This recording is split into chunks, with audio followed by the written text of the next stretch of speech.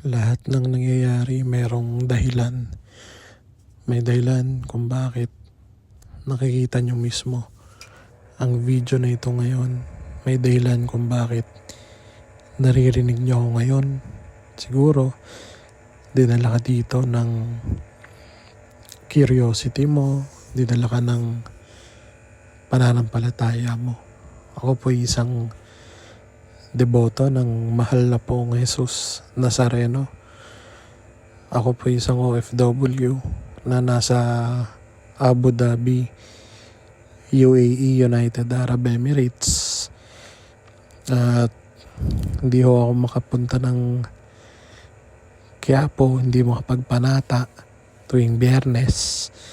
Kaya naman, ang ginagawa ko na lang ho ay nag-upload po ako tuwing Biyernes, araw ng mahal na pong Jesus Nazareno. Nag-upload po ako ng mga kwentong Nazareno. Gusto ko lang pong magpatotoo, magpahayag ng iba't ibang kwentong Nazareno mula sa mga personal na experience at experience ng iba. Kaya naman mga kwentong Biblia na pwede nating i-relate sa nangyayari ngayon. Alam niyo po, ako po'y OFW sa Abu Dhabi at masasabi ko lang na habang nire-record ko to, medyo hindi namin alam ano na ba yung mga susunod na mangyayari. Ngayon, medyo tahimik. Pero nitong mga huling araw, nagkaroon na naman ng mga missile alerts. Bumalik na naman pagkatapos ng ceasefire. Mga 3 weeks rin na ceasefire yun. Tapos ngayon, balik na naman. Pero ngayong gabi, wala. May mga nababasa kami sa Facebook na parang malapit na yata magkaroon ng peace deal sana between US and Iran. Kasi kami nasa UAE, nadadamay lang. At nakakalungkot kasi ang dami nang nadamay, ang dami nang nawala ng trabaho, ang dami ng kabayan na nawala ng trabaho. At sana matigil na talaga yung gera na to. Kasi kanina may nakausap ako kasi ako po yung nagtatrabaho sa airport. At may nakausap ako na Pinoy din na nasa aviation industry rin. Nagkukwento siya na last week daw magkaroon daw ng parang layoff sa yung mga senior na, yung mga matatanda na empleyado nila. Nilayoff ng kumpanya kasi humina rin daw yung kumpanya dahil nga apekto ng gera, apekto ng paghihina ng aviation industry, kaya nagkakaganon. Nakakalungkot din kasi dahil dun sa geopolitical situation, merong mga Pakistani naman na tinanggal sa isang airline. Tinanggal sila tapos parang ang nabasa pa namin ay binibigyan lang sila ng 48 hours para umalis ng UAE. So wala namang tayong control doon. At hindi rin naman namin alam kung ano talaga yung istorya, gaano siya ka-related sa mga nangyayari.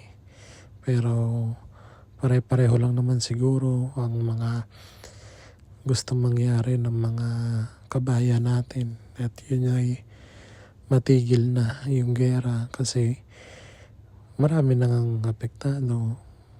Kahit ako mismo, kababalik ko lang sa opisina kasi 2 weeks kami na forced leave paid leave naman siya pero technically pinagamit yung vacation leave. So hindi ko alam, most likely hindi ako makakauwi ng December sa Pilipinas.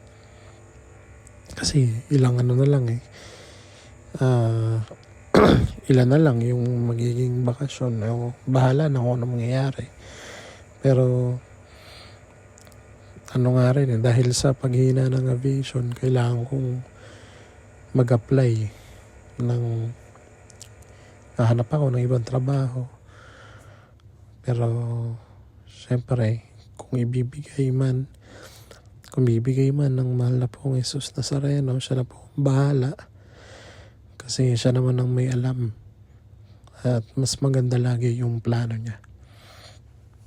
Kung rejection naman yan, for sure, redirection yun. Laging may learnings. Laging mayroong tinuturo.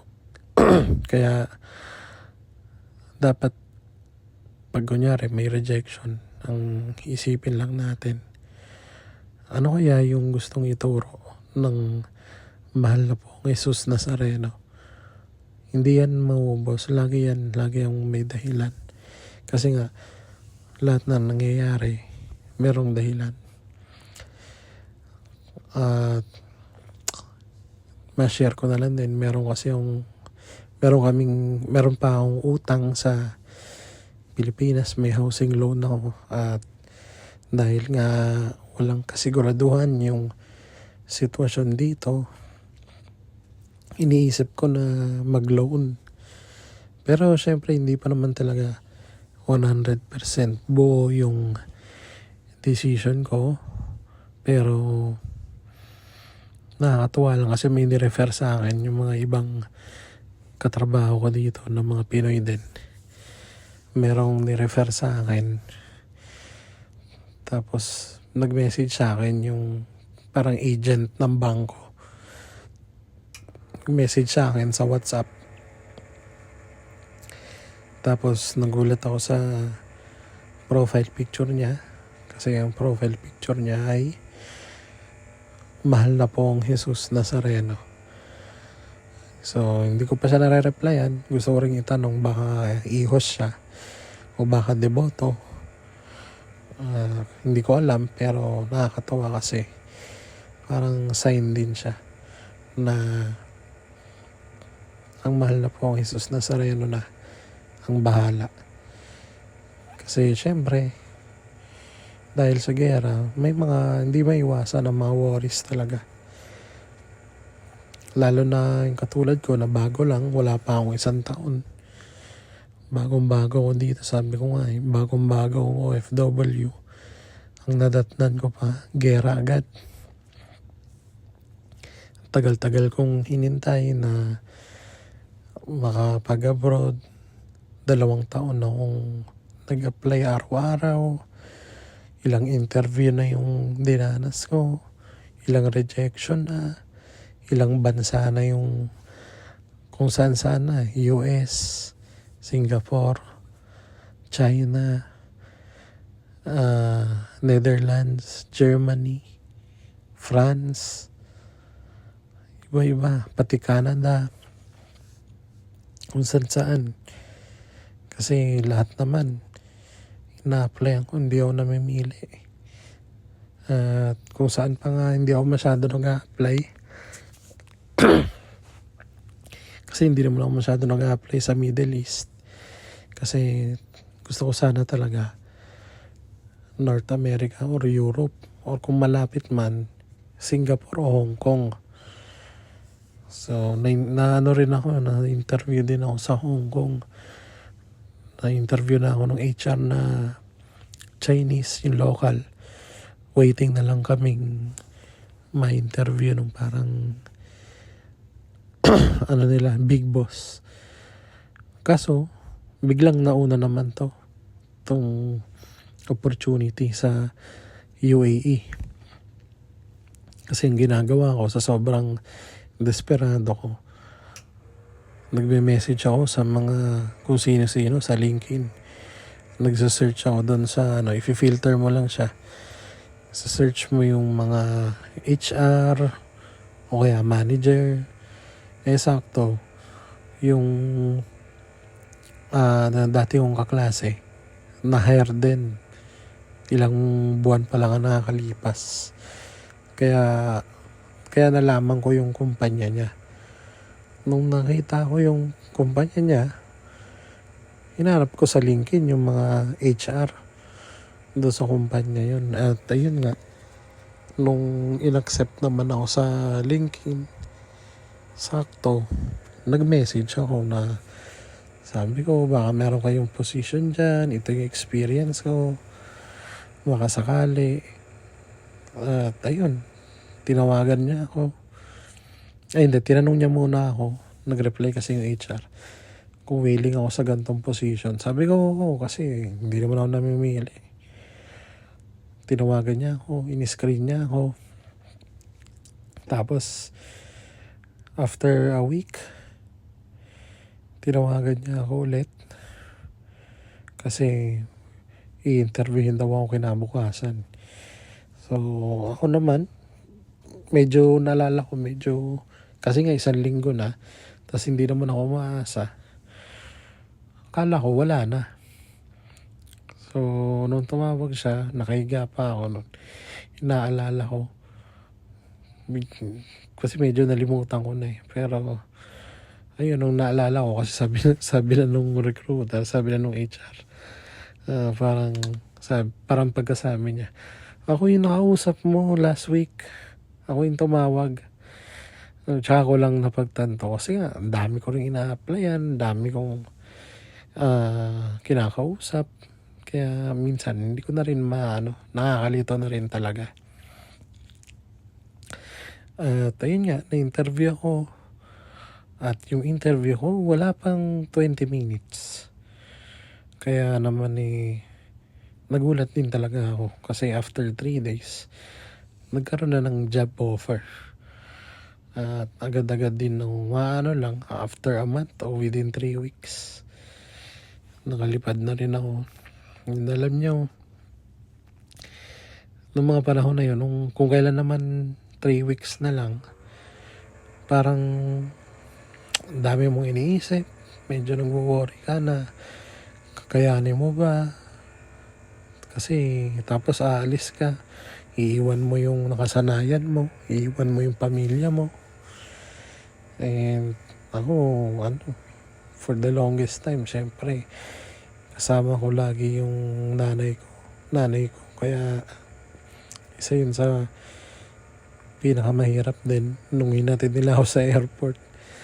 Nung pumasok na ako, talagang naglakad ako ng diretso na umiiyak kasi ayaw lumingon kasi baka makita nila ako. Baka makita nila akong umiiyak. Ayoko naman. Nung malapit na sa yung papasok ng immigration sa NAIA, yung papasok ko na dun sa yung parang entrance dun.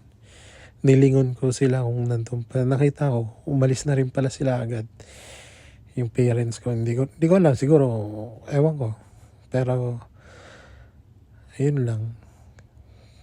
Nandito na ako. Tapos gera naman. So, kulit lang no. Kausap ko kanina yung nakilala ko na Pinoy. Sabi ko, kasi tinanong niya kung matagal na ako sa UAE. Sabi ko, hindi, first time ko dito. Wala pa ako 1 taon. First time ko dito. Tapos ito, panadadatnan ko. Pero ganun talaga. Kasi lahat ng nangyayari, merong dahilan. So, yung paborito kong verse, Mark chapter 4, verse 40. Bakit kayo natatakot? Wala pa ba kayong pananalig? Lagi po natin yung tandaan. Kasama natin ang mahal na pong Jesus Nazareno sa bangka natin.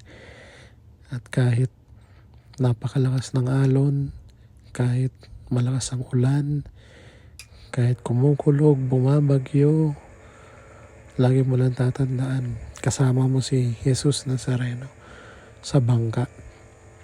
wala siyang pinangako na hindi magkakaproblema, pero pinangako niya na nandyan lang siya lagi. Mahal na po ang Jesus Nazareno, habang buhay ako magpapatotoo sa walang hanggang pag-ibig at pagpapala mo. Amen. Amen.